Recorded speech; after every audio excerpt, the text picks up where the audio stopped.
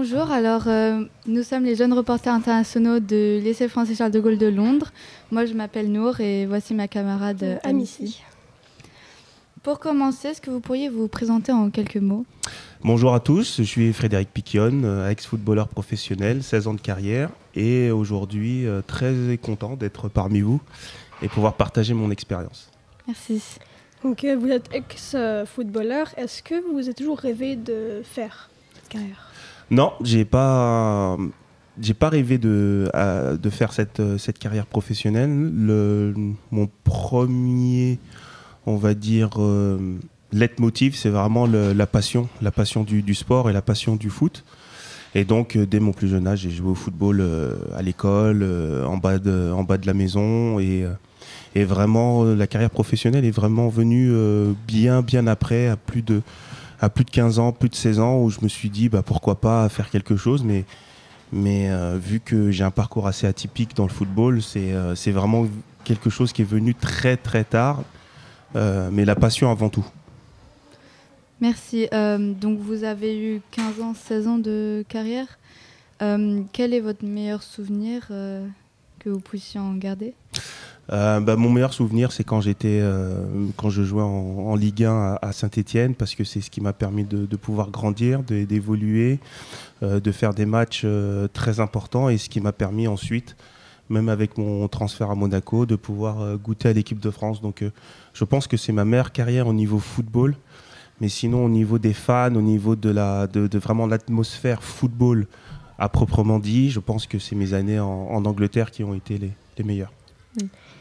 Malgré tous les bons souvenirs que vous avez eus, c'est quoi le plus grand défi dans votre carrière ? Alors un grand défi, ça a été déjà de pouvoir être footballeur professionnel. Donc ça a été un grand défi à mon arrivée, à mon essai dans un club professionnel. Le pouvoir signer, c'était un grand défi.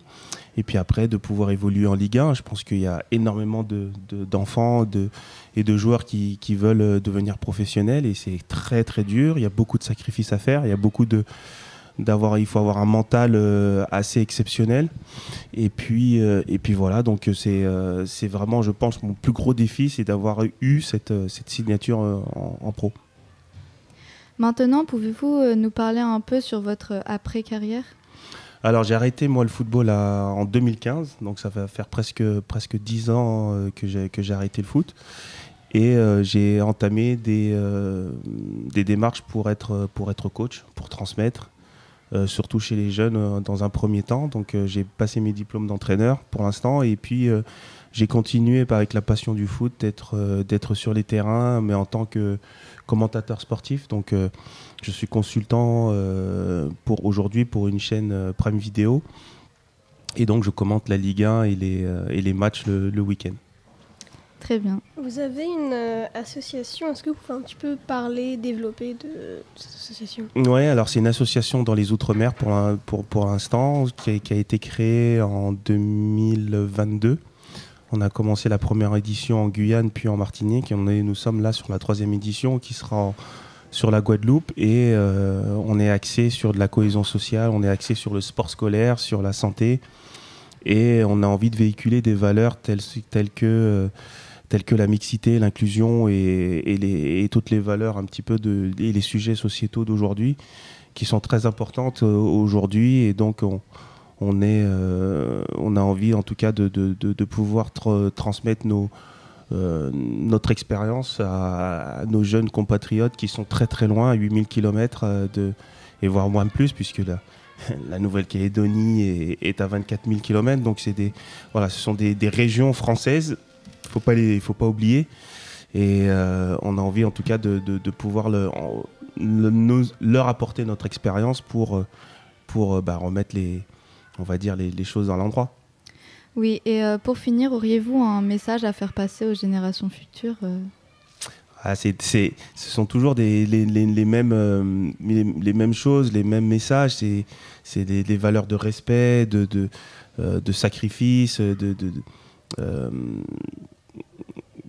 vivre ensemble. Je pense que c'est vraiment des choses qu'il faut garder en tête. L'éducation aussi, bien évidemment, l'éducation est très importante. L'éducation au sens large, parce que c'est quelque chose qu'il ne faut pas oublier, et surtout Je pense que tout ce qui est cohésion sociale et de vivre ensemble, quelles que soient les religions, la couleur de peau, il faut qu'on arrive quand même à pouvoir vivre tous dans la même direction et qu'il y ait la paix parmi le monde, et c'est ce qu'on essaie de véhiculer. Merci beaucoup. Avec plaisir.